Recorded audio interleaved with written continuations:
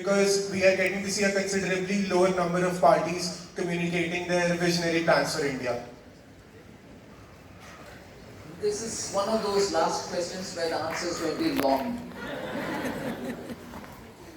First of all, to that question which asked about the voting,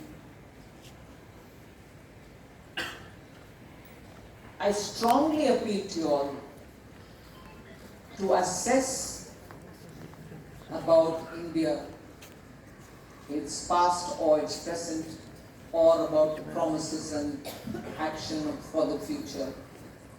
By talking to a lot of people, by reading a lot of material from different sources, rather than believing one source. Not just your question pertaining to political parties, right?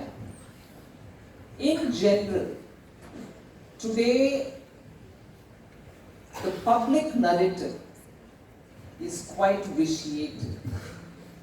Whether it is through the proper print media or electronic media or social media.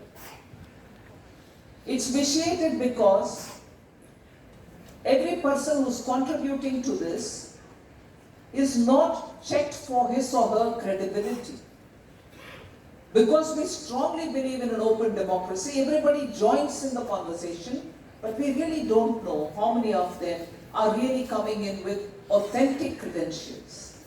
So you tend to have a heap of material before you, and it's such a business to see from it or pick from it that which is trustworthy. I just give you a random example. India is the fastest growing, every sector of India is moving fast. Your stock market is doing very well. Companies which are listed, whose accounts are available for public to view, are doing well. Higher dividends are being given. But in spite of that, the narrative would be Indian economy is not very well. It is sick. There are some sectors which are suffering. There is a K-shaped recovery. Hang on. For those who say all this, I want them to stand up and say on what basis are they saying it. But they won't be available for you to answer. They throw that idea and go away. Similarly, your question pertaining to political parties.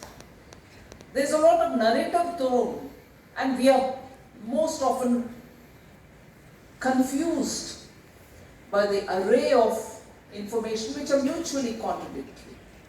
It is important for us, particularly students like you, who have the advantage of good teachers around you, to say, look, what's going on, ma'am? Is there somebody who can tell us something? Or invite guest lecturers. Bring in guests who can tell you the good, bad, the ugly, and leave it for you to decide. Whether it's the promises by political parties, or whether it is even the manifesto of political parties, which seem to come every election but soon forgotten whether they win or lose.